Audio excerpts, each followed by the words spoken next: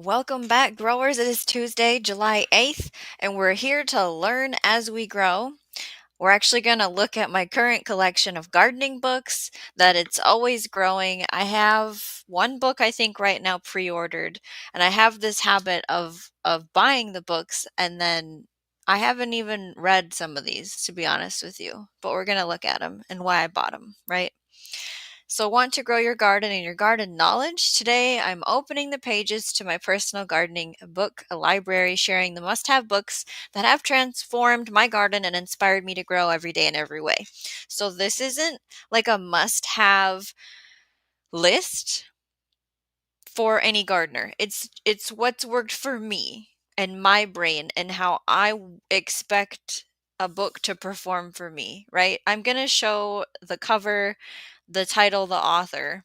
I don't have banners pre-made for to like put the name on the screen. You're going to have to just do your best to hear what I'm saying and to read it when I show it on the camera. And I don't have links to the books because I got kicked off of the Amazon affiliate program. So I am terribly sorry. So replay watchers, thank you, by the way. What's the one gardening book, or maybe you have more than one, that's changed how you grow or one you've been wanting to read? What's on your wish list? Share your recommendations below so we can all add to our garden libraries, add to cart when we have that money, right? We have South Florida Sunshine Tropicals here. Yay, I love your book ideas. There's so many books I don't have, right? Let's see. So, Serena, hello. South Florida Sunshine Tropical says all of David the Good books for me, but the Florida specific ones, of course, and Grow a Little Fruit Tree. Yeah, I don't have the Florida specific one. I have a whole pile here that I have set aside just for David the Good because he's a pretty good author, and they're good. They're easy to read, and they have lots of good information. Um, And then, yeah, Grow a Little Fruit Tree. I don't think I have that one. I'm excited to see what he writes next after the conversation in the live stream, that's for sure. Jay Dixon, welcome. Mother Earth Garden Club. I have so many books. Yeah, I have so many garden books that I still want outside of the pile I'm going to show in this show. And books in general, I have the books that I want to keep for my grandchildren. I have books that I currently am reading to my current children. I have books that are for homeschool purposes. I have books that are like collector I'm not collecting them to sell them to make money. I'm collecting them because they're good books. And are we writing good books anymore? You know, that kind of thing. And then I think my husband has some books too. So it's Mother Earth Garden Club. If I could have like a library room. Oh, cookbooks. I forgot about that. Cookbooks. And I'm not even going to show the preserving books that I have, but that's kind of related to gardening. Don't you think? I mean, if you guys at the end are like, show me your preservation books, I could go get them. Serena Norrell says, Gardener Scott's Guide to Raised Bed Gardening by Scott A. Wilson. I don't have that one. Um, I was going to pre-order it, but I didn't. So one day, perhaps, I shall have it. I'm not a raised bed gardener at the moment. Big Will Dog 82 in the Soil Composting Masterclass. Oh, by Tony. It's Simplified Gardening was a game changer for me. That book is for serious, like really wanting to take a big bite into composting, if I remember right, because he talked about that book. I think I saw him on Garden Like a Viking. It's not a beginner's book. Am I remembering this correctly? It's like a huge, thick, uh, like you could use it to take a college class type. I can't think of the term. Serena's throwing out her other book that she likes, Carrots Love Tomatoes. Thank you all for supporting the channel. Ohio Valley Prepping, welcome to our book show and tell. Mother Earth Garden Club loves the Carrots Love Tomatoes book as well. That might be in my pile. We'll see as we go here. Epic Tomatoes is another suggestion from Serena. Jay Dixon says Square Foot Gardening by Mel Bartholomew has changed how I thought about intensive gardening and raised beds. That is a good one that I hear about in research, in other people talking about square foot gardening, and I don't have that one. I might have to watch the replay and make a list because I can't do it right now. I can't make a list. And I'm a list person, right? South Florida Sunshine says I also have Jess from Roots and Refuge first book, but only on my phone. Oh, okay. I am thinking that it's the deep encyclopedia, not for casual rotters. Right. Yeah, the one by Simplify Gardening, that composting conversation. Yeah, talk to each other if you've read the same book or not. Carol says, I have a lot. I can't name. Too late. Jadam is a keeper. And I don't have that one. Um, some of it comes down to cost. And I might already have all the things I want for my skill level for Jadam wrote in a notebook. So Serena says, Shawnee Girls, have you read Epic Tomatoes by Craig LeHollier? No. I've never read it, and I don't know if I know what it's about. I mean, tomatoes, obviously. So, one that I reference, I kind of tried to organize the piles, but I don't know what they're called at this moment, so we'll figure that out as we go. So, this book is called The Living Soil Handbook, The No-Till Grower's Guide to Ecological Market Gardening. Where are my fingers here? And this is wrote by Jesse Frost. So maybe you recognize him from no-till growers on YouTube. I love this book so much. So what I want to do is try and flip through just so you can see like the text and like the style. Wow, this is going to be difficult here. The picture style. Um, I'm not reading these books to you, but I want you to kind of get a feel for how they're laid out. If you're a book person, you know what I'm getting at, right? I don't have to ramble on about that. It talks about disturbing as little as possible and the science behind living soil. What to do when you're breaking new ground. Keeping it covered as much as possible. Your compost, your mulch, turning over a bed, pathway management. You know how I talk about living pathways? I get that information from this book. Keep it planted as much as possible. So, talking about fertility and transplanting or interplanting things. And he walks you through 7 no till crops from start to finish. And then I've marked this page here to not forget that in Appendix A, it talks about cover crop use and termination guide, which when I always dibble dabble into cover crop conversations on the channel, I always give the disclaimer of it's a huge conversation. We can't just say, yep, this, that, and the other thing. No, it's a huge conversation. So I really like, maybe if I go like this, you guys can see the book and I'm not shaking it and moving it and grooving it. I use this one every year. It's not one that like I bought and then, oh, cool. No, I use it every year. It comes out every year. Mother Earth Garden Club says, I love the Modern Pioneer cookbook. Yeah, I have not started collecting cookbooks.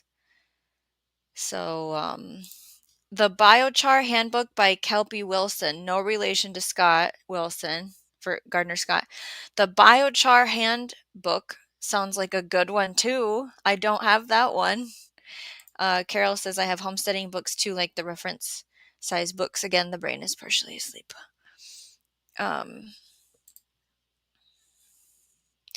So the books, Serena has all except the Biochar Handbook. It's on your wish list. I like that. So this one was a common one talked about in the chat. So Carrots Love Tomatoes, Secrets of Companion Planting for Successful Gardening, Louis Riote. Sorry, I am not good with pronunciations of names and things. So then to show you how the book is wrote, It has more of a hand-drawn image style, okay, versus your like big colorful printed things, right? So to go through table of contents, vegetables, herbs, wild plants, grasses, grains, field crops, home fruit growing, nuts, ornamental trees and shrubs, garden techniques, soil improvement, pest control, poisonous plants, garden plans. So, what I like to do is the vegetables are listed in alphabetical order. So you could go through and find one and then read about it, right? So watermelons are good to interplant with potatoes, particularly if the potatoes are mulched with straw, is what it's talking about. The hybrid seedless watermelons, which set no pollen, will produce better if planted with a good pollinator such as sugar baby. Watermelons need plenty of sunshine. Do not plant them with or near tall growing vegetables. I don't think I would do that because to me, what if I need some potatoes throughout the season and I need to disturb that area? I don't want to crush a watermelon vine. So that was not a good example. But it's going through herbs and stuff too. But I do look at it every time I'm trying to plan where things should go together. But the one that I also like for that whole conversation before I go back into the chat is Plant Partners, Science-Based Companion Planting Strategies for the Vegetable Garden. Jessica Walser.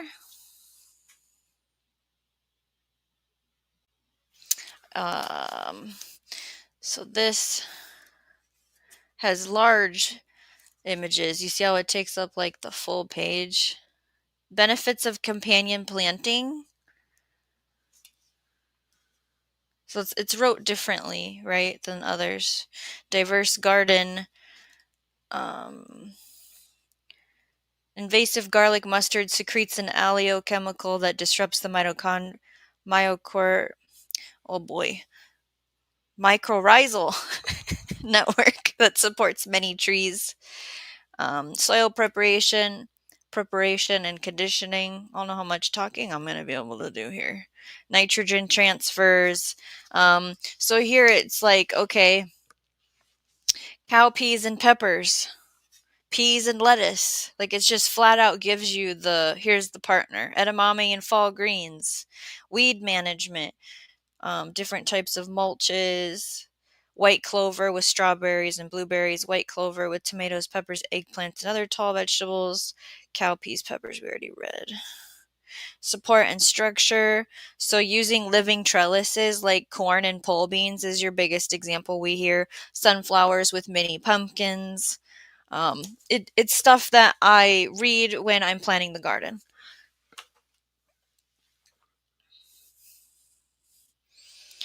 In the chat, I'm figuring out, what's this one? You still use that book to this day. Big Will Dog had a Chicken Soup for the Soul, a Christmas present from his mom many moons ago, and still references it. Carol says, David the Good's drawings in his books are so good. I wish I submitted a drawing he made an all call years back. I was too self-conscious. I was out of practice. Thank you for sharing that with us. Jay has a very nice reminder that I am really close to the 3,000 watch hour mark. 200 hours is what I need to hit that. And the way YouTube adds up the hours is it's a week behind. Okay. So anything that I did yesterday isn't loaded until a week after. Thank you for the reminder to please help by watching past lives, videos, and playlists. Thank you. Share us with new people that want to binge the content, right? Hi, Country Homestead. Welcome to our little book conversation. This might be a long episode. Because we like talking about books. We'll see. We'll see if we have to split it up. Troy is here. You are glad to finally catch a live. Yeah, I am not a scheduled certain day of the week. It's late at night and whenever I can, based on my life. Tonight's show is about books, if you haven't gathered that. This one's called The Organic Gardener's Handbook of Natural Pest and Disease Control, a complete guide to maintaining a healthy garden yard the earth-friendly way. Those are the people that participated in making the book. No longer going to read a bunch of names, I think, for our authors and stuff. So the way this one looks is going to be alphabetical style and wordy, right? Like an encyclopedia dictionary situation. So how do we use it? Usually I go to the back where the index is, and maybe that's a common thing I go in here for. If the neighbor had a problem, and I think I came in here for it, was it?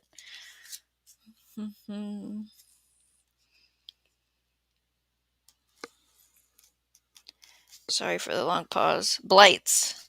Blights has a lot of pages that talk about different blights. And then it talks about, like, you can just go to a page for cabbage, the culture of the problems. If somebody names a plant or something, I could pull it up. Apple maggot is a problem here. Does anybody have a suggestion of what I should look up in the book?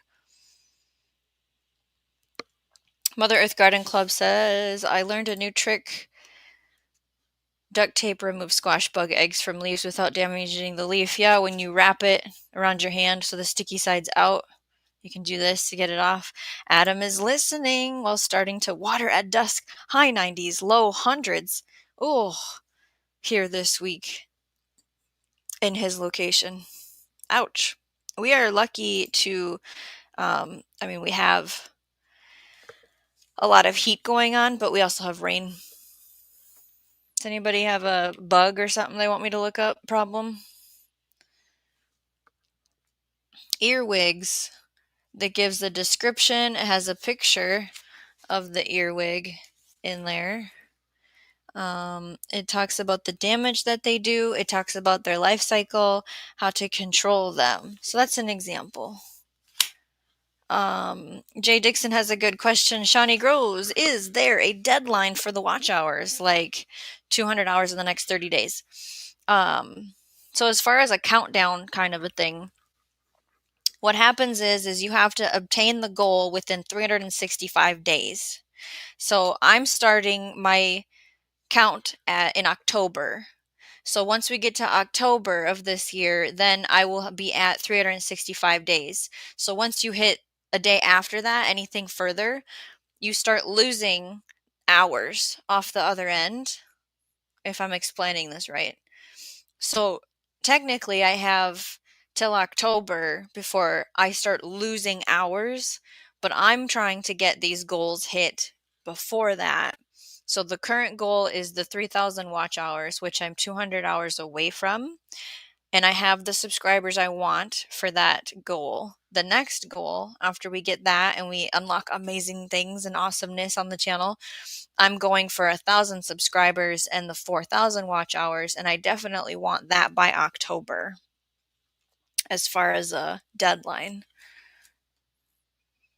Zombie Prepper, hey, we're just talking about books that I have for gardening. Okay, Jay says Japanese beetles. So I'm going to the index. I'm going to J. I know what I do for Japanese beetles. So Japanese beetles, 269, 70, 269, 360. Okay, let's see here. It gives you multiple places to go.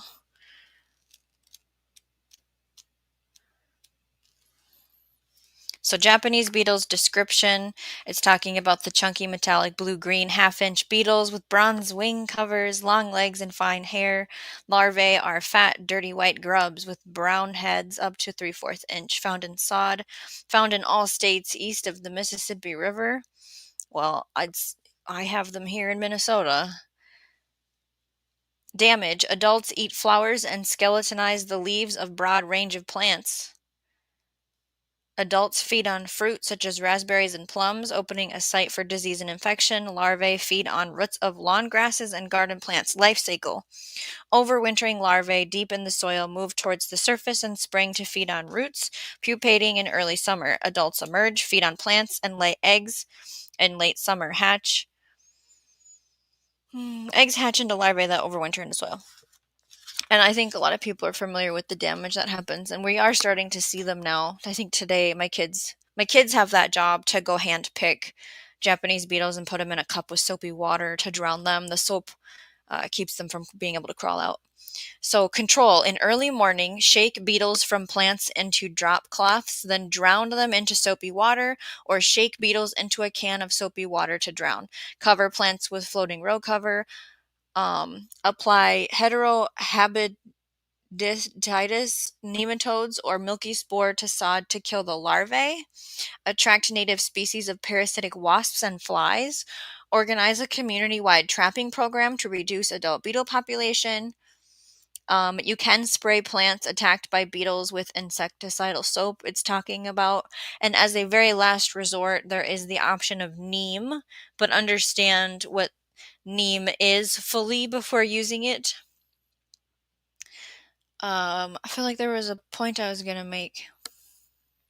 Okay, so the reason I put them in soapy water like this book suggests instead of squishing them is hasn't been proven, I think, in the research that I found, but everyone talks about it, is they'll emit hormones making more beetles come.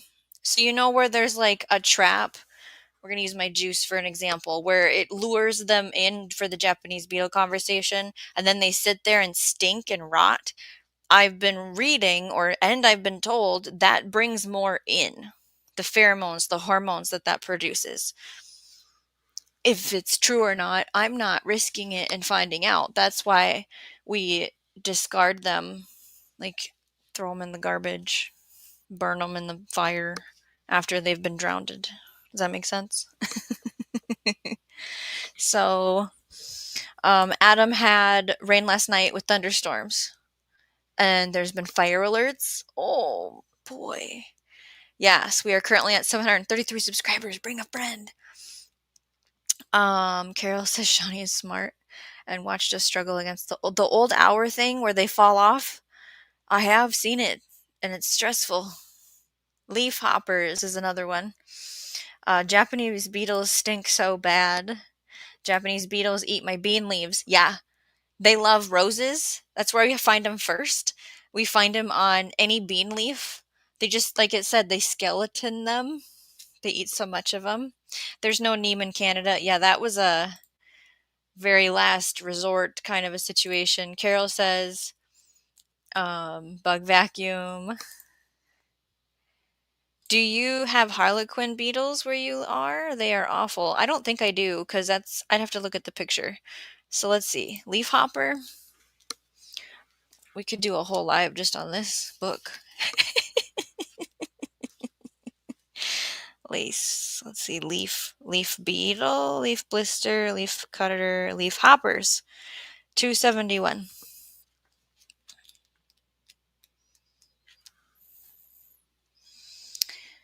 Oh, okay. Are they on potatoes? What are they on, zombie? So, damage. They suck juice from the stem and undersides of leaves in most fruit and vegetable crops. Also some flowers and weeds. Their toxic saliva distorts and stunts plants and causes tip burn and yellowed curled leaves with white spots on undersides. They have a life cycle where they overwinter.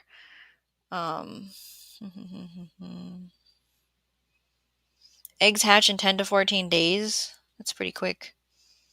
They can have 2 to 5 generations per year. Ouch. Control. Wash nymphs from plants with stiff sprays of water. Repeat frequently. Attract natural enemies like predatory flies and bugs and parasitic wasps. So a lot of the things come down to get what eats it in there, right? Spray with insecticidal soap, and then as a last resort, spray with neem. Uh, Getting them in the life cycle disruption is always the key when we're talking about any kind of bug, usually. What was the other one? Harlequin, I think, was the word. Where did that go? Oh, here it is. Let's see this one. And then I'll have to move on.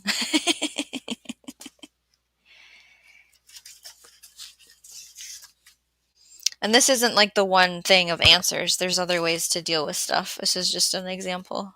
Harlequin. 286.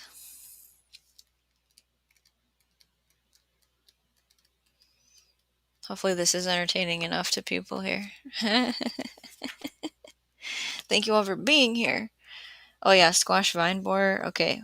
Is that what a harlequin bug is? Where's harlequin bug? Did I... Stink bug. Okay. Harlequin bug. It's like a shield bug.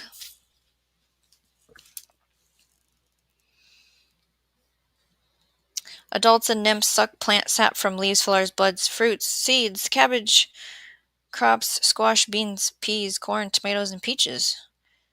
Feeding punctures in fruit causes scarring and dimpling, known as cat facing. The harlequin bug, a species with bright red and black markings, is the most important pest of the cabbage family crops in the south.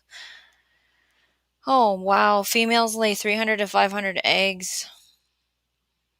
Gross. They can do that twice a year. Control. Control weeds near susceptible crops. Remove or mow weedy areas adjacent to garden beds. So that's talking about disturbing their home.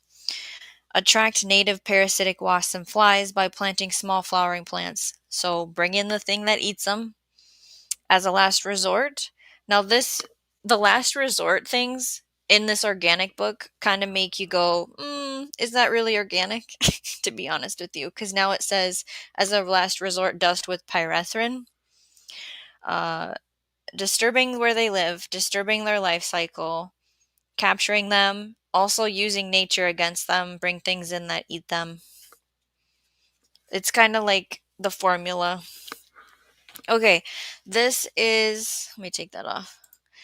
The Field Guide to Specialty Cut Flowers, a Grower's Manual by Dr. Alan M. Armitage with Kelly Garcia. So what happens in this is it's alphabetical, okay? And so it tells you the name, it gives you a picture of the plant. It goes over the quick reference of type, sow, days to germinate, spacing, pinching, support, days to harvest, succession planting, cut and come again, when to harvest, stem length, vase life, is it good for drying? Okay. It talks about basics, useful selections. Excuse me. Propagation, fertility, post-harvest. There's a story, there's a reference. It does that through all the flowers. So like if I really wanted to get serious about having a cut flower farm, this is like the guide for that. That's what that is. This is the Wild Crafting Brewer. This is very wild. The things in here, I don't have half the stuff that they talk about in here, but I have made things out of here. So a wild yeast starter, for example, a ginger bug, mead. What other things do I have marked? Making soda, lacto-fermented soda. So that's that book. This is called Sleeping with a Sunflower. And so this is kind of nice because we do have a full moon coming up on the 10th. And that will be July. Let's turn the pages here.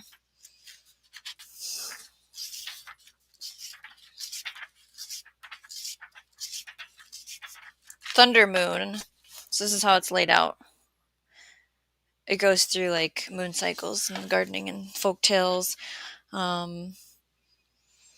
This chapter talks about moon changes, plant late vegetables, Indian customs, beekeeping, French and Spanish culture, chicory, pralines, growing peanuts, medicinal herbs for pets, feeding, farm helpers, gooseberry fool, berries, insects, sing in July.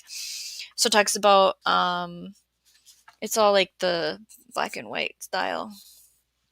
It's going to talk about things that you could possibly plant, but again, like this isn't breakdown zones and things. Honey for health, using honey. Sometimes there's a recipe on how to make something in here. It's just kind of fun to read on where should your brain be in the full moon of July, right? Elderberry wine, blackberry cordial, gooseberry fool are the recipes. All-purpose berry jam. Oh, is this August? Yeah, that's August. So that's that book. And then this one I don't go towards anymore, but I read it in the beginning of my journey, The Backyard Homestead. So it goes through like how much land and what you could produce from it based on that size, like how to set it up. So 1/10 of an acre. This is what you would do for 1/10 of an acre if you wanted to. So you have vegetable beds, you have fruits and nut trees, you have your herbs, you have grains, you have some chickens, 6 chickens, if you want rabbits for meat, or one like a dairy goat, and then 2 beehives for the wild food. That's one example. Quarter of an acre, half an acre, it goes through the same process. So then it goes through planning, like know your vegetable groups: brassicas, leafy greens, legumes, nightshades, root vegetables, vine crops, right? It goes through how to talk about like zones and frost. It was a fun thing to read in the beginning. I honestly don't go towards it anymore. It goes through all the crops in alphabetical order, and talks about it. Let's see here.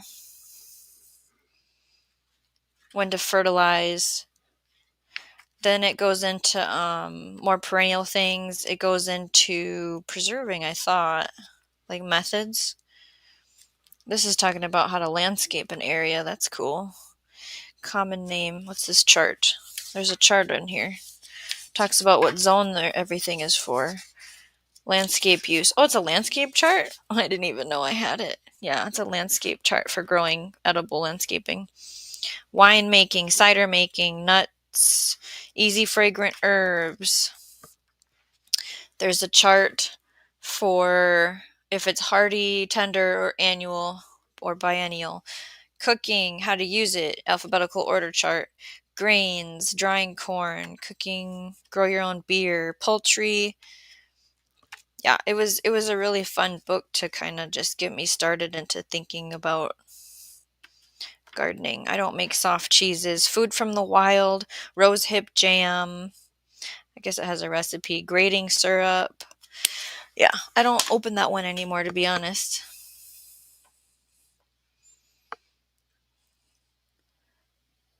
Uh, I'm in the chat and I'm not gonna be able to read everything like I normally do.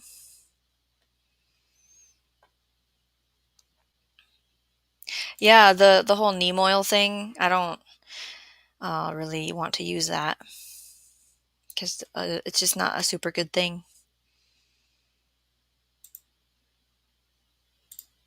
So thank you for specifying that, Jay, in the chat. Teats treats. Hey, Shawnee, thought I'd drop in and sub. Haven't seen your live before. Well, thank you for coming by. Just going through books if you're still here. Sometimes we have in-depth gardening conversations.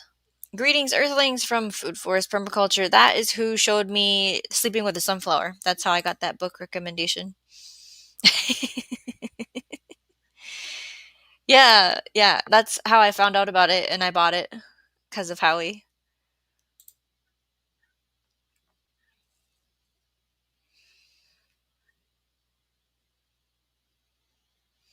This is fun. Howie says, put a sunflower next to your pillow, Jay Dixon, and you will have the truth in the morning. Leslie Spites, welcome to our conversation. I'm showing books. I have to grab the next pile because I went through pile 1.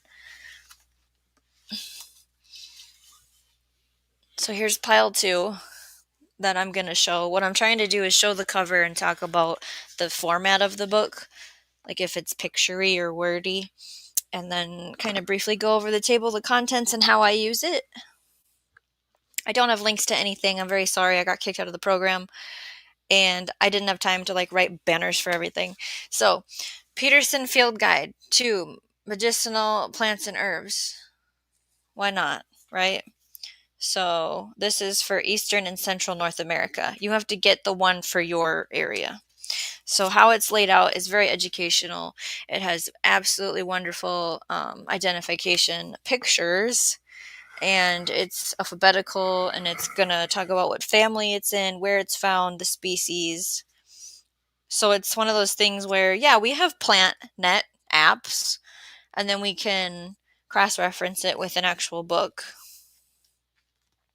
right? I'm just going to start looking at the pictures. I better put that down. And then I do have a Peterson guide for North America that talks about mushrooms. And the reason I got this was for a kid to look at. I honestly have never read it. Sorry. But same kind of format. Pictures, information. It was to kind of show my kids stuff. Herbal Remedies Handbook. I like this book a lot. There's a lot of herbal remedy handbooks, and this is DK Andrew Chevalier. I have stuff marked in here. Herbal remedies at home, preparing a tea, preparing a decoction, preparing a tincture, storing herbal materials, alcohol solutions, the first aid kit.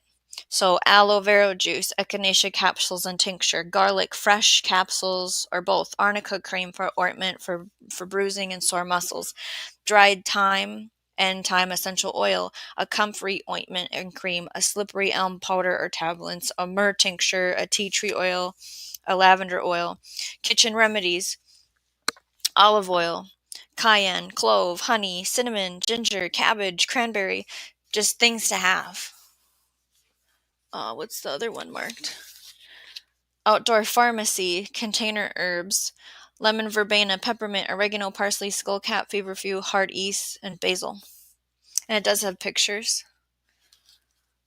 So it goes through a picture of the plant, talks about the plant. It has medicinal uses, so parts used, the key actions. It's going to have anti-inflammatory, antiseptic, anti-arthritic, reduces fever, words like that.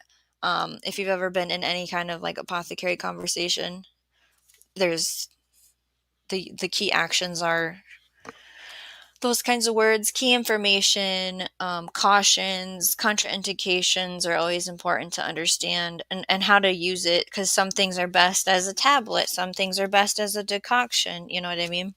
So that's a big picture. So I do like going in here and going, okay, this is fennel, ingestion, indigestion, gas, bloating, you can go into the index and look up a plant and what it does, or I was looking to see if you can look up a headache. Yeah, you can go to headache and then it'll talk about headache curing plants, kind of a thing. Backyard medicine. I don't recall referencing this book, to be honest. Why do I have this book? Let's figure it out right now. Here's how it's set up. So, pictures and words, which with plants and medicine, we need pictures and words, right? There's a bunch of pencil scribbles in here. So it lists different plants, and it talks about a story about the plant. Like this is burdock that I turned to. Description, habitat, species, parts used. But it doesn't give like a recipe, if I remember right. Is this really the next page? Yeah. Okay, use it for a leaf poultice, a decoction with dandelion, a toffee with dandelion. The poultice for burdock leaf can be used for bruises, boils, acne, rheumatism, arthritis, gout. The burdock and dandelion root decoction, acne, eczema, boils, psoriasis, detoxing. So yeah, I don't ever open this book. Might have to donate that one. This one's called Nutrition Almanac. This pile is like more of the medical gardening stuff, which helps you plan your garden or how to use things you have, right? So this is talking about the glycemic index in foods. It gives a chart. It can, let's see, I had this book, magnesium. I haven't used it in a while, so I'm trying to remember what I have it for. Acne. So you can go to a thing, burns, bruises, psoriasis of the liver, and you can read about, possibly it gives you like a list of plants to help you with it, but it doesn't get specific. The Complete Homeopathy Handbook by Miranda Castro. I have this one. Oh, Radio Jonesy made it. 39 minutes and 14 people in. Wow, you're in the home straight. Yeah. And some of them, I've only been in the book for like a couple things. I've never done like cover to cover, right? Yeah, I'm sorry I couldn't provide a better list. I don't have time. So, safe and effective ways to treat fevers, coughs, colds, sore throats, childhood ailments, food poisoning, flu, and a wide range of everyday complaints is this book. I do have something marked in here. Let's see what it is. So, it's a very boring book, like the way the text is wrote, and then black and white hand-drawn pictures. Calendula is the page I have bookmarked.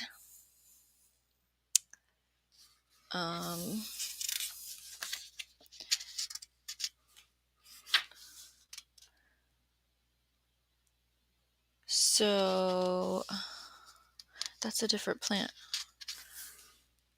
How do I use it? I mean, I know how I use it, but I wanted to try and give an example in the book. What is this one? There's a bunch of stuff listed. I don't know what that plant is.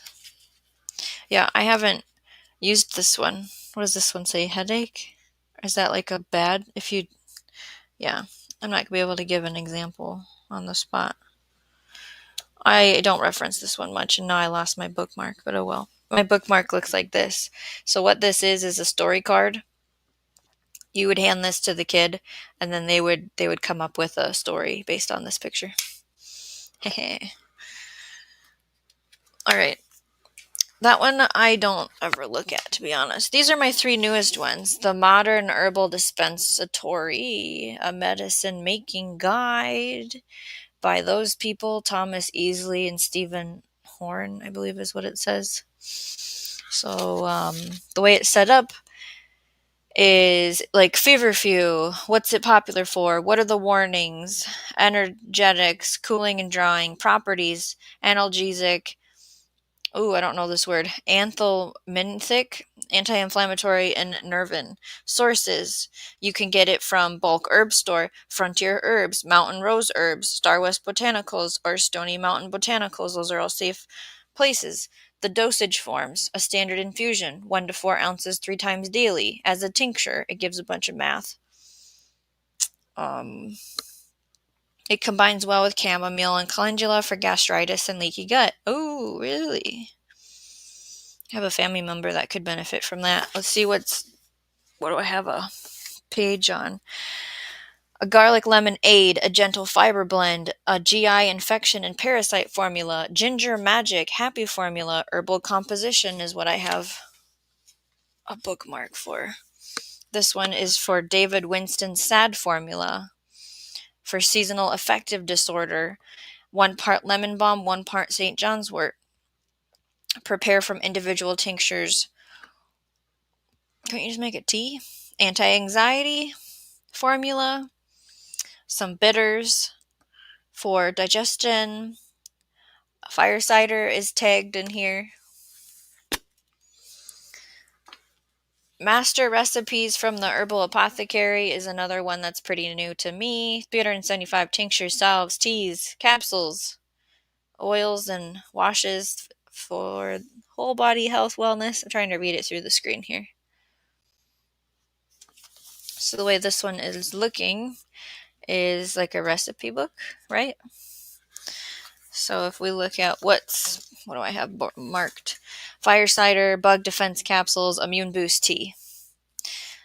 Those are some examples. Anxiety, nerve tonic tea, a tincture, an oil blend, a spritz, a nerve steadying spritz. Tells you how to make it. A page about depression, lift my spirits tea, a positivity tonic, happiness balm. The hardest part about these recipes is having the things to make them.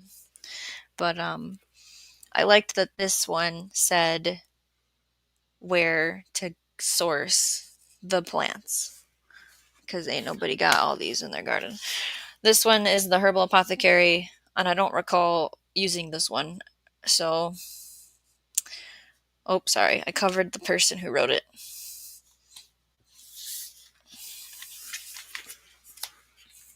Just trying to go through the pages. There's pictures in there that are colorful. What do I have marked? I didn't pre-mark anything. This is just balsam fir is marked. All parts of balsam fir can be used as medicine to heal the lungs and skin. Organs or systems affected: bladder, lungs, skin. Therapeutic actions: stimulant, antiseptic, analgesic. Moist plant constituents: resin, terpene, acids, bitters, essential oils, vitamin A, calcium, iron, fluorine. Medicinal uses: heals respiratory and throat ailments. Clear cystitis and intestinal inflammation. Helps one give up smoking. Relieves external pain. Medicine cabinet. As an infusion, 1 teaspoon per cup. Steep 8 to 10 minutes. Covered 1 to 3 cups daily. As a tincture, 1 dropper full, 1 to 3 times daily. As a salve or a liniment, use as needed. So just reading about plants, like there's a page about nettle, of course, in there. What's this other one I have marked? I don't have a whole lot of time to sit and read at this moment, but these books aren't going anywhere, except for maybe a couple of them. Wild cherry cough syrup, nervous heart syrup, dreaming syrup to encourage the dreaming cycle during sleep. Everyone's favorite elderberry immune syrup. So stuff like that. Okay. I have another pile. This is the next pile, and there is a theme to this pile. It's all David the Good. If there is anything jumping out, High Country Homestead says, I need to get going, Shiny Rose. I need to get back into video editing before I lose the will to live. Laugh out loud, doing a snowy winter on the homestead type thing. I love that. I've seen a couple of your snowy videos over there on High Country Homestead. Thank you for staying as long as you did. Serena has jokes. Adam says, I love reading. My wife calls me weird because I like finding 100-plus-year-old books. Oh, the stinky ones? Some of my favorites are botanical and philosophical books, among many newer publications. Same, I just don't have much time to read. And then let's say I have time to read, and then my brain is like, why are we reading right now? This isn't what we should be doing. Radio Jonesy says, I'm going to save this for going to sleep. I tell you what, all these big words are just starting to make me feel tired. Hi there, Tammy.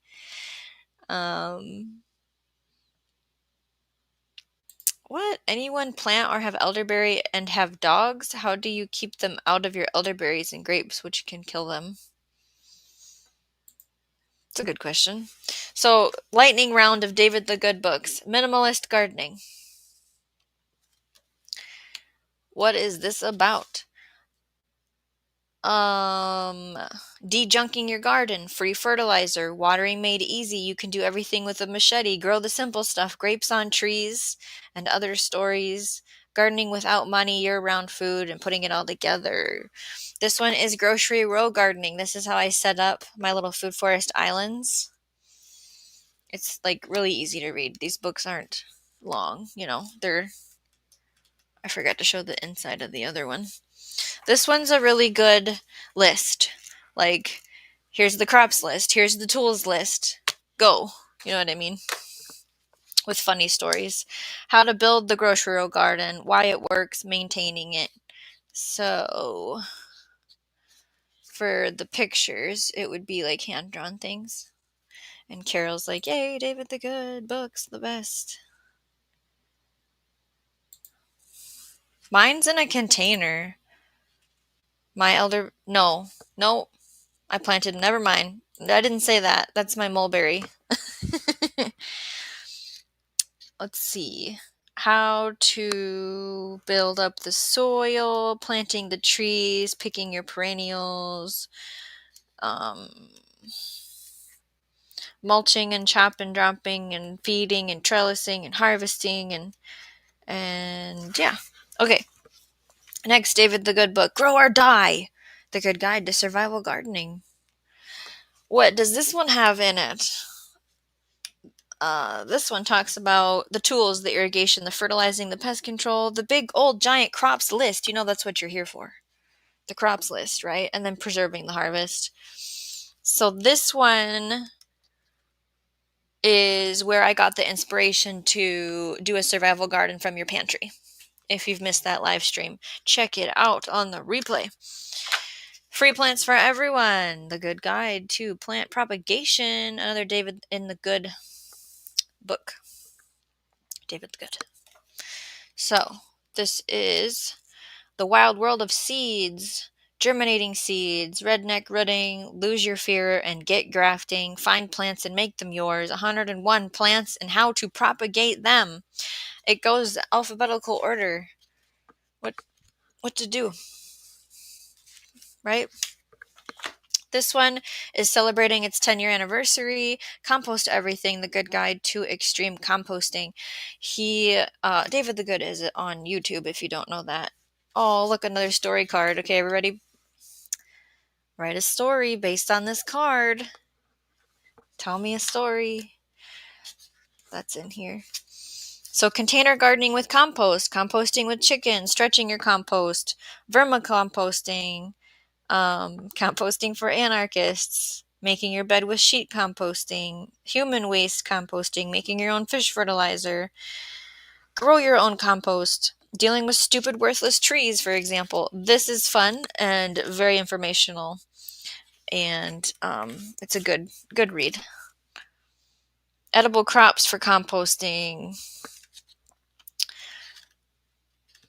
Yeah. And then this one is start a home-based plant nursery and make thousands in your spare time. And again, like, quick, easy read. Leslie, compost your enemies. I know, I still have, I want a shirt. Oh, here's another story card. Are you ready? Here's this one.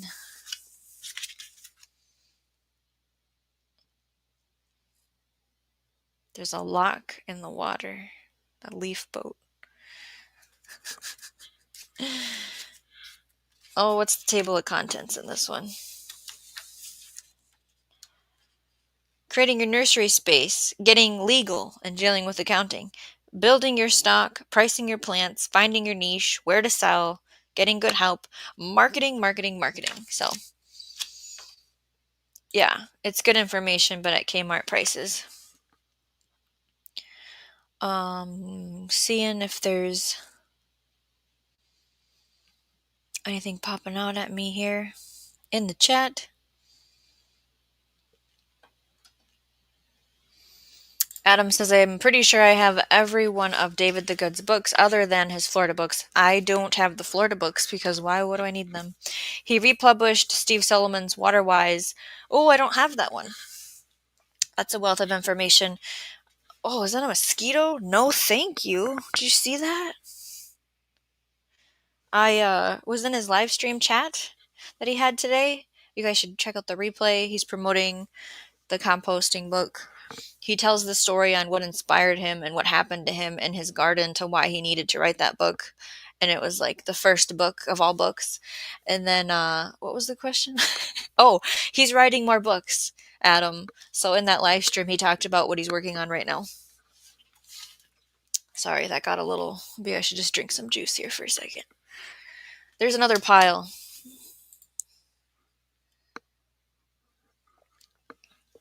And we're doing good for time. This is called Buffalo Bird Woman's Garden.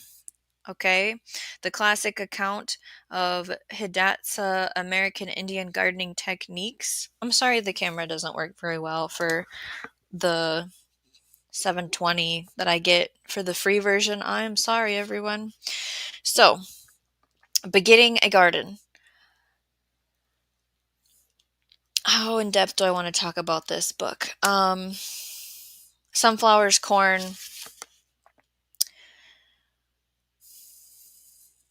like green corn and smut. They even talk about seed corn, thrashing, fodder yield, squashes, beans. I mean, it's a true book. Like she has like how they did it and how they planted and what varieties they planted and what they did and who had what job. And there's a picture in here somewhere that I was going to show you, but 1909, 1918. It's a really good historic how they did stuff. Wonder if I can find what I want to show you. Probably not. Storing for winter, the cache pit.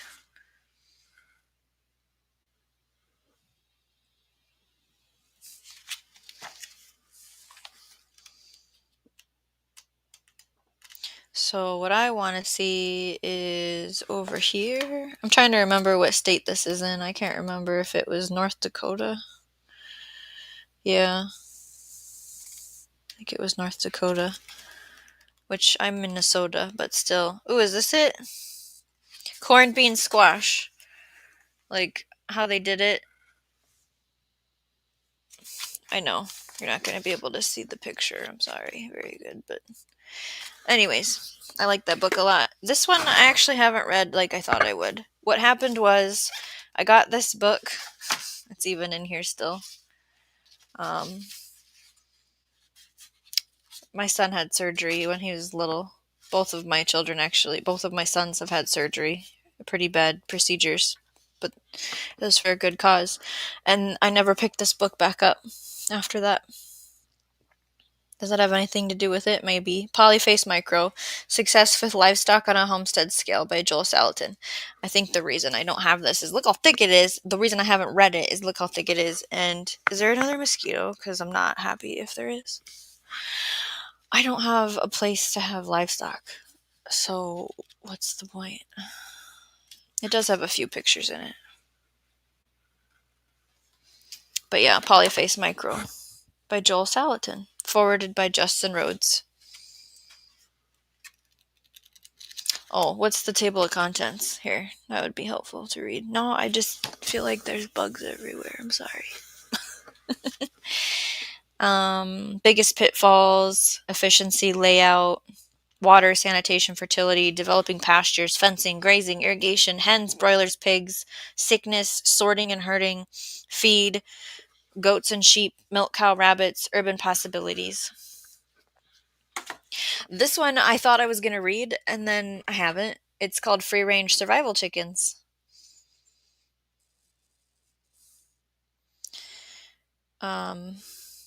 Florida Bullfrog. It's by Good Book, so I think this is David the Good's friend. I think is how I heard about it. But I haven't read it. I'm sorry. I don't know if it's good or not. But I was like, yeah, raising chickens easier. Why we need better chickens, the history of the chicken, the rise of modern coop breeds, finding the right genetics, creating the right habitat, having the right attitude, managing predators, and dealing with disease. Creating your own survival chicken that doesn't need you to baby it all the time. They don't have a whole lot of colored pictures or anything. Thank you for links. Um, yeah, you can buy David the Good through Amazon. If you go over to his YouTube channel and you go to the last live stream, there's a link in the description or something. And then, yeah, maybe there's like a whole Amazon store with it. I got mine from there, Amazon. No, I'm sorry if you don't want to support Amazon. Here, let's save that one for last. This is The Rooted Life by Justin Rhodes. This is actually a hardcover. Everything else is not a hardcover. Oh, there we go. So, it smells funny. There's pictures, and the table of contents is if I can homestead, you can too. Starting smart gardening basics, the winter harvest garden, raising chickens for eggs, raising chicken for meat, sweet synergy gardening with chickens, the joy of the harvest. They do have recipes, page 145. I honestly haven't read this cover to cover. I thought I was going to like it, and I just haven't had a reason to read it. Chicken stock, bone broth, bacon and eggs, roasted chicken, honey mustard salad dressing, dreamy eggs, potato soup, coleslaw. It's like their story. I almost was going to get one of Jess from Roots and Refuge Farms books, because she has more than one. I don't know which one it would have been. Something about peacocks are evil? A coral snake. I had a few gators and peacocks in my neighborhood. Whoa. Is it old, Shawnee? Adam. I think it's the ink that they used because it smells weird. This one I wish I have had time to read, because this I think is going to be really nice to help plan the garden better. So this is called Homegrown Hand Gathered, Living Off Your Garden. Is my camera dirty? I just feel like it doesn't pick up. Do you recognize these people? They have a YouTube channel. Jay, Shawnee grows, read food, Jay gets snacky. Okay, so pretty sure their YouTube channel is called Homegrown Hand Gathered, if I recall. Where is the table of contents? Okay, gardening for sustenance is part 1. Part 2 is crops.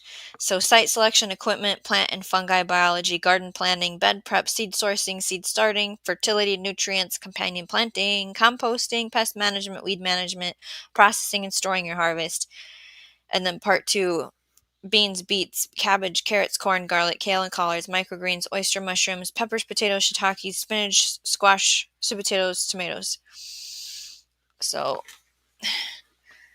hopefully I can't scoop my chair. I can make some time to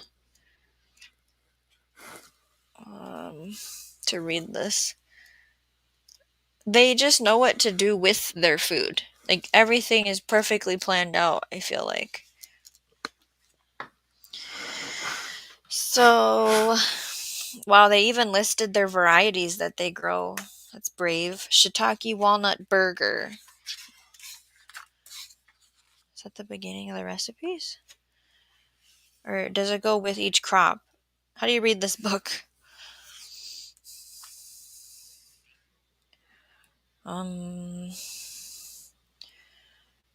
Roasted winter squash. Pumpkin seed salsa matcha.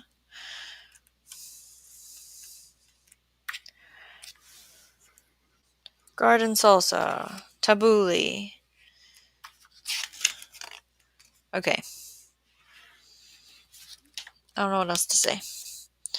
But I love watching them grow food and live off of it. They do wonderful things, so I got their book to support them. The next book that is on pre-order is from the Honey Homestead. Is that what they're called? That girl? What's her name? um, Carol? I don't remember.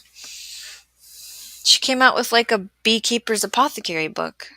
And I've been in her like webinars, classes and stuff, so I ordered her book. So really, honestly, to answer the what ones do I use for gardening?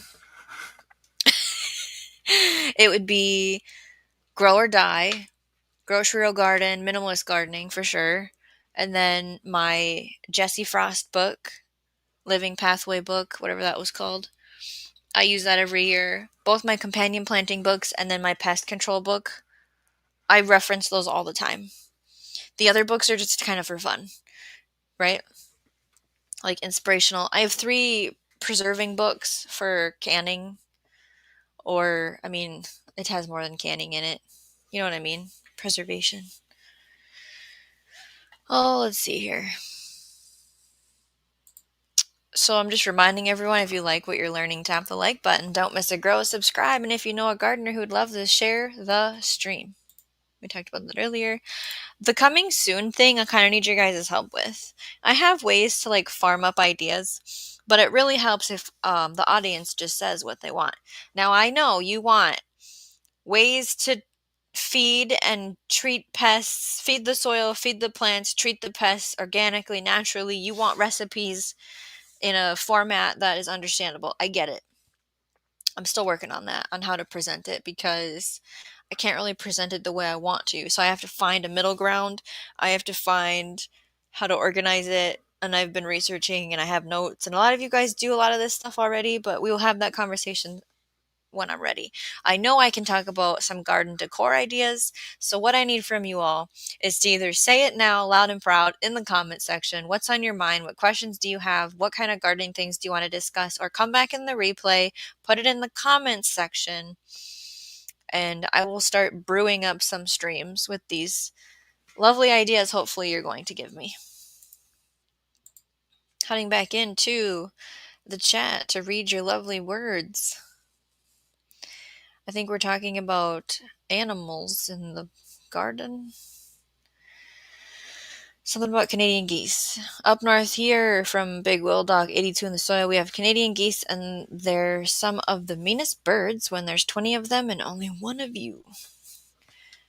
Yeah, I don't like getting hissed at by a goose.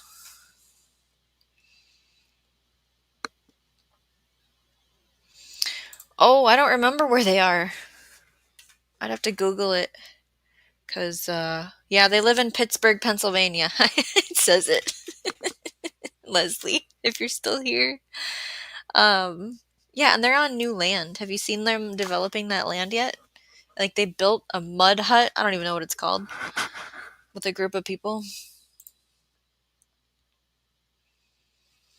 I went to the garden today. The Honeystead. Yeah, she wrote a book. I can't think of her name, but I ordered it.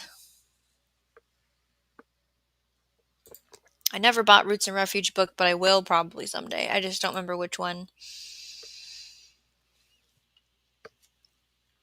Maybe I haven't bought one because it wasn't what I need. I don't remember. Okay, how to trick other people into doing the hard work in your garden. You know, like the psychology of when you want a man to do something for you kind of is what pops into my head about this conversation. Because there's like strategies to get them to help you, right?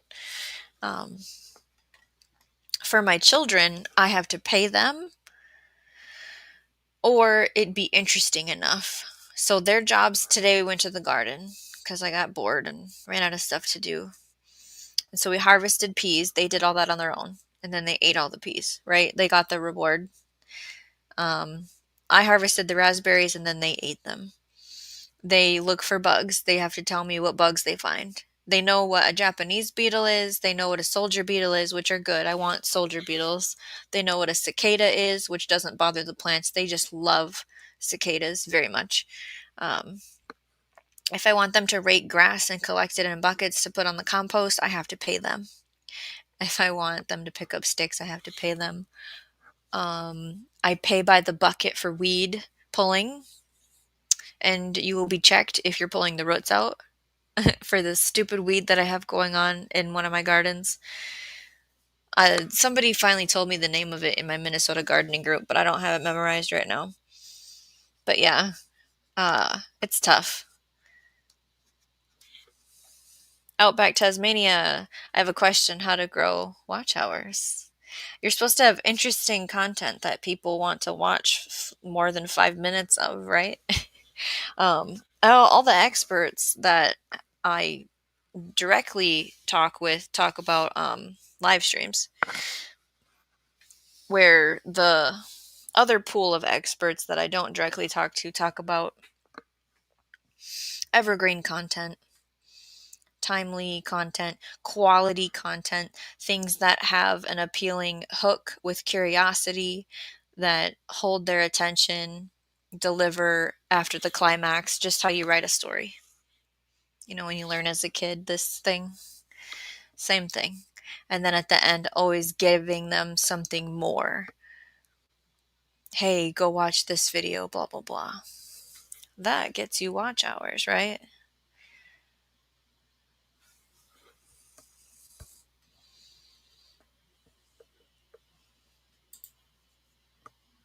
Oh, you haven't watched them in ages? Yeah, they don't do community gardens anymore. They have their own. Here, let's see. I could just show a little blip just for funsies.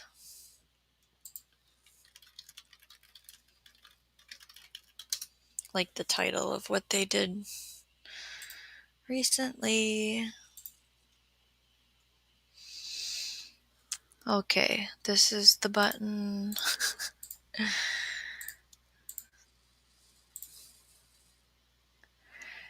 Oh, move me down here.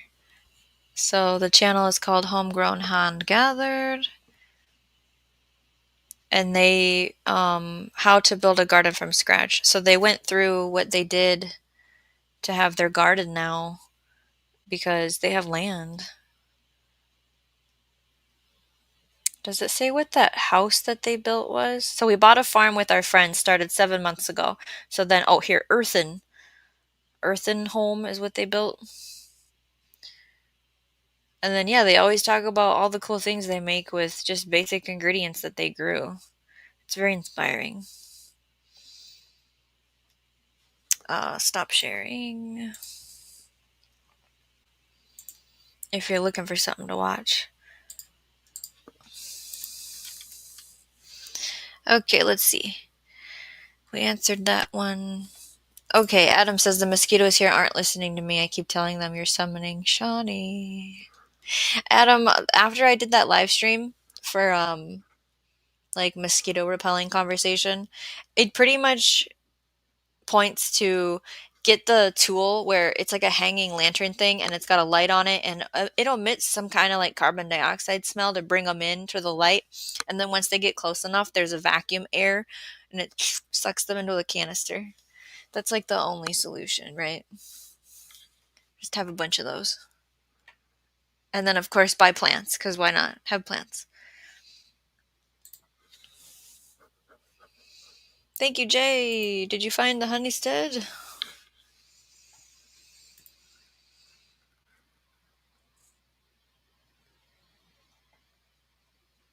No, chat rate is great. I think. I don't know what purpose it is, Carol. I think it has something to do with if they'll push out your video or not, if the chat is active. I don't know. So talk about whatever. The people in the replay, I have the live chat replay checked. So if it's not loaded yet, to see what is going on over here, come back. I don't know if it takes 12 hours, 24 hours, 6 hours, 2 hours, who knows? Oh, geez. Not clever. I don't feel like I'm clever. But thank you, Outback Tasmania.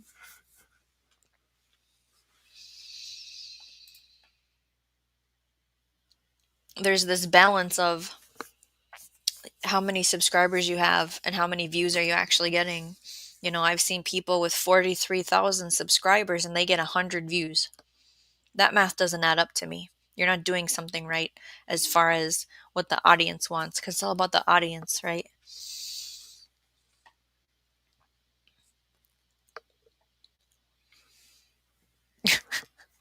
I'm laughing at Carol because of this comment to Outback Tasmania. Shawnee Grace? Is she in trouble? He might be talking to his phone again. Oh, you can eat them? They're not like on the don't eat list of protected animals? Cool.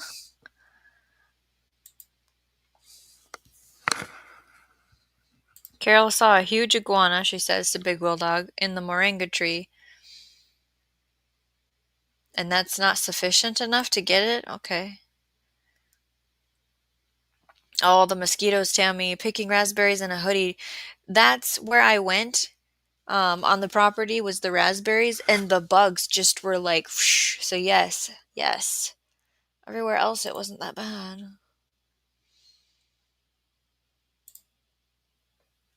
A lot of the things for essential oil sprays for bug repellent, I have to apply it like every hour. You know what I mean?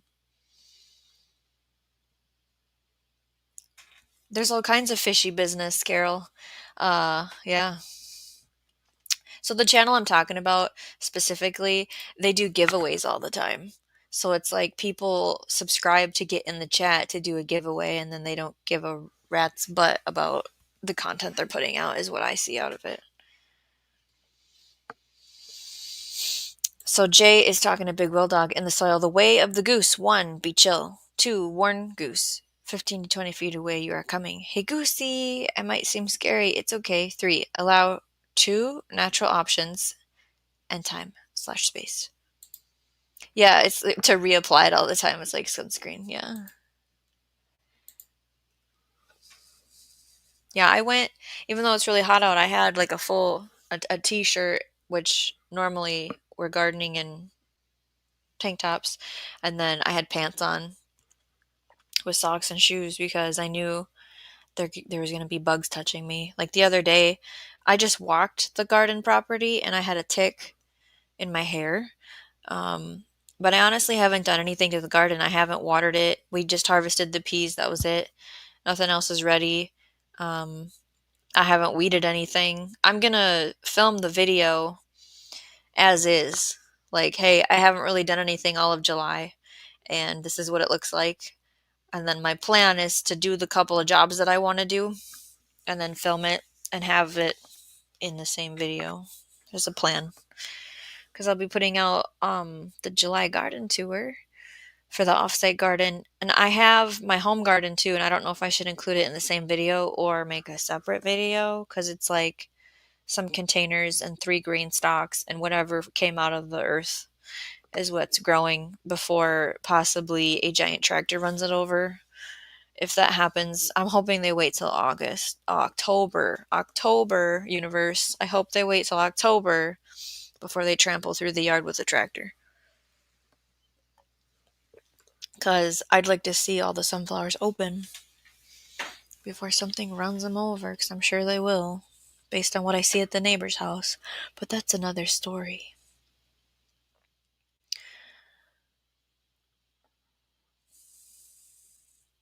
Yeah, whatever came out of the earth, Carol.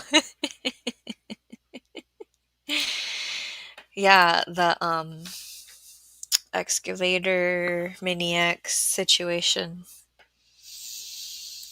Here we go, Radio Jonesy on tour. Yes, this is my main channel, and I reckon I got 2,500 subscribers from doing dad joke shorts, which was good to get the subscribers, but no good for my channel. And then I put music up, and I reckon I got, about 1,000 subscribers from music, and that leaves me with about only a few who is really they're interested in me traveling. Yeah, the domino effect of that. So now you have to rebuild trust with all new people, and it's so surprising to me that people don't like clear out their stuff and unsubscribe to things that they're not watching. I am that person that goes through and goes, well, I haven't watched them in 6 months. I'm unsubscribing. They don't need to even be in my list anymore. Because I do that. He said he ran out of dad jokes when we talked about it before, if I remember right. Um, the channel I'm in competition with, there's a race to watch our achievement, is Radio J Talk. So I can put the link in. You guys can support Radio Jonesy. I'm winning, I'm pretty sure. And it's all for fun. Like, we're both going to get there. That's the plan. But yeah, Radio J Talk. Ooh, Tammy says I pulled suckers off tomatoes yesterday and came away pretty good, but raspberries were a whole other deal with the bugs. Yeah, I haven't done any clipping, trimming. Like, I've taken a couple cucumber vines and put them back up in the cattle panel. As far as like garden tasks, I did see where I top dressed my beans that I'm growing, that are pole beans that I'm gonna let mature to dry to store over the winter. I top dressed them with compost, and there's stuff growing out of there, like a pumpkin or squash or gourd or something, and we're not gonna pull it out. We're just gonna let it be, which might turn into a giant mess because it's right next to a garden. So we'll see. You'll see that in the tour when I film it. When I get there and it's not hot. You guys know how it is. It takes a week to just film the video. Let's see here. So we did that banner. We did that banner. We talked about the books. People talked about their books. We're going to watch the replay to get our wish list ideas. Leslie says, I'm those people, Shawnee. I can't remember the last time I unsubscribed from a channel, if ever. Yeah, people don't do that, right? They only watch what they want to watch, but they don't ever take the subscription off, which, you know, it's just funny. Tammy says, nice. Time will tell. Yeah, the garden surprises keep on surprising me. I haven't moved the ground cherries. I was going to take a pile of them. A pile of them? Can we say it like that? I was going to remove carefully some ground cherries volunteering here at my home out of the ground and take them directly to the offsite garden and plant them. But I haven't done that either. Honestly, after Independence Day and Field Trip Day, I've been relaxing hard. And now there's another event starting tomorrow every day that I'm not required to go to, but I will be attending. And I can't talk about it publicly, but if you message me, I can talk to you about it. But operational security reasons, I can't. Okay, let's see here. What? Carol says a few is good. I need to just start again from scratch. Going to get Botox. Get stretched on some machine so my new height makes me look thin.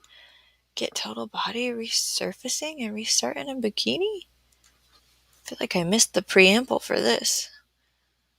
Talk about your channel? I don't know. Jay says to Big Will Dog in the soil, I helped build an eco home and used the husky care with hemp to help with the parge coat on some concrete mixes.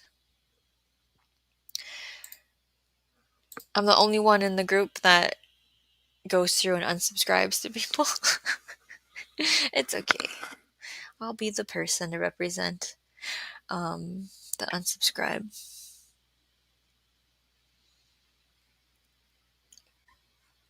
Yesterday we just did oh yeah, the more views and followers. That's what I thought. Okay.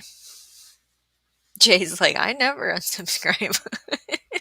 It's just me. Yesterday we did what is that thing called? Words on stream. So it's not really something you can replay and watch.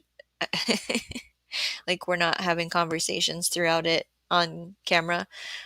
The first, I don't know if it's 10 minutes, I'm talking about what we did over the weekend, and then the last half hour is just talking to like two people in the chat.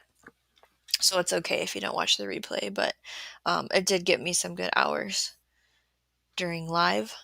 So that's why we did it. We used to do game night once a month, and I think we skipped a month, but I'm not sure. Yeah, the letter tiles, lots of words. Most look like Russian. A lot of it, I'm like, how is this even gonna make a word? There's a lot of good people that showed up last night and carried the team, that's for sure, because I wasn't.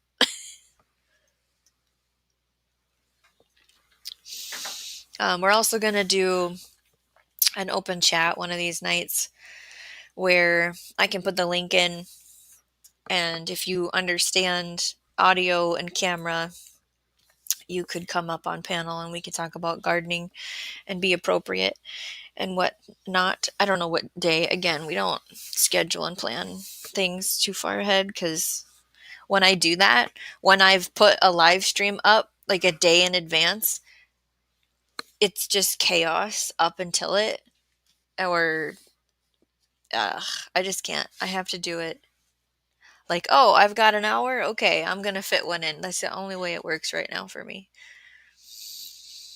The word scrambles. I know, I wish I could find I wish I could say gardening words only. B, I wish I could find another game, because the one other one, it was like drawings. I couldn't get it to connect to the YouTube. It was for Twitch, I think. And I don't download things. It has to be web-based. So, I wish I could find another game to play. Jay says, I was covering the flank on the leaderboard.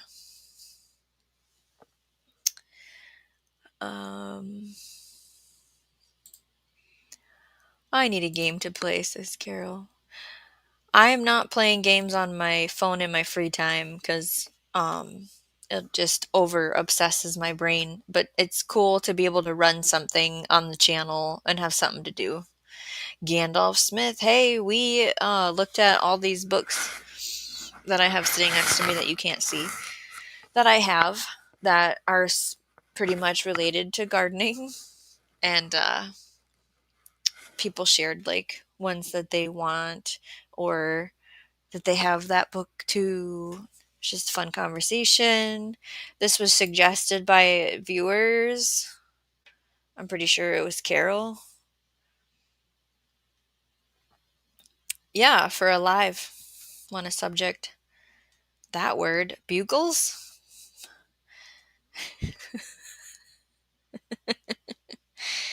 um, yeah, like having something to do that I don't have to prepare. That's really nice to have to slip in, right? What are the suggestions today? Let's see here. Where's the daily ideas? It's loading. Okay. The top one that I should do, it says for my channel, is quick tips for planting a thriving food plot. So that's the first one. The second one says natural cocoa shell mulch, a game changer for my garden.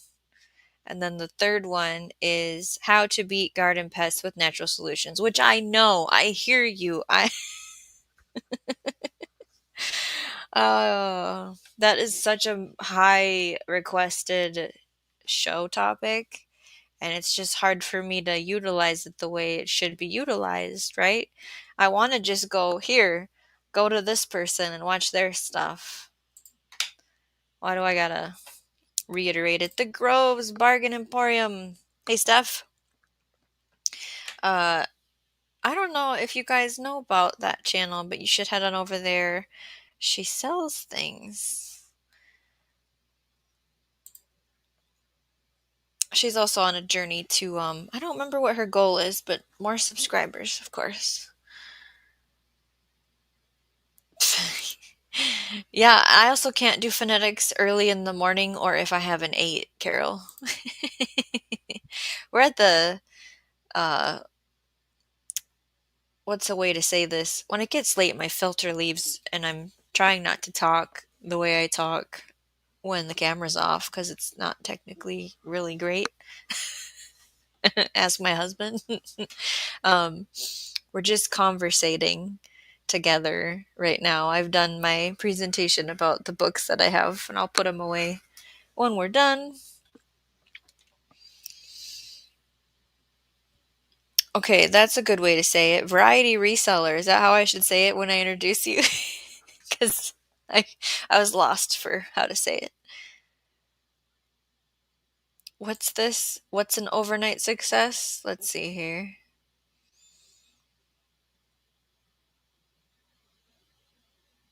Oh, you did stop by earlier, Gandalf, and saw Jonesy was here? Okay, beguileless. Oh, that word that Carol said.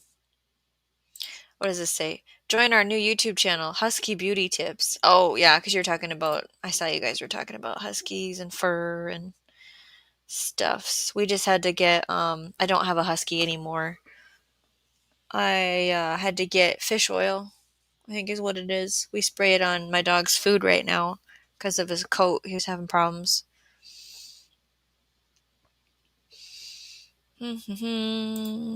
Yeah, Carol says, "Oh, fun, I have to go to bed. Oh, unfiltered Shawnee, watch out." Yeah, I usually save that for other people's channels. Okay, hashtag pro tip garden topics. Sending people to other channels will not increase your watch hours. Oh, that's a good point. Steph says, right? My thin filter leaves the later it gets. Yeah, last night it was very variety reseller. I like that. That's a good way to put it.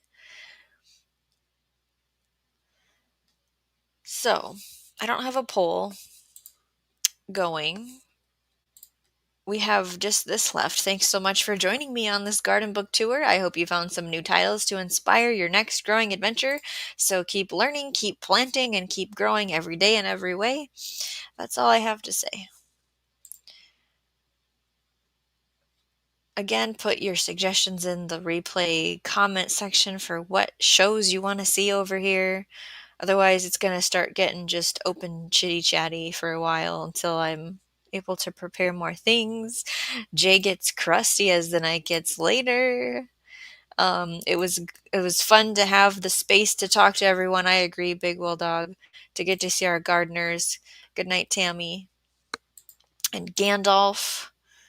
Who knows? I'll run into you later, maybe somewhere, because I hunt around YouTube at night. Rewatch older videos to help Shawnee. Yeah. Um, there was something I suggested. I mean, companion plants definitely go well with this subject. There was another live that we talked about. I just don't remember what it was. If I watch the replay, I'll get the link and put it in the description. So, with that being said, I will see you all around next time.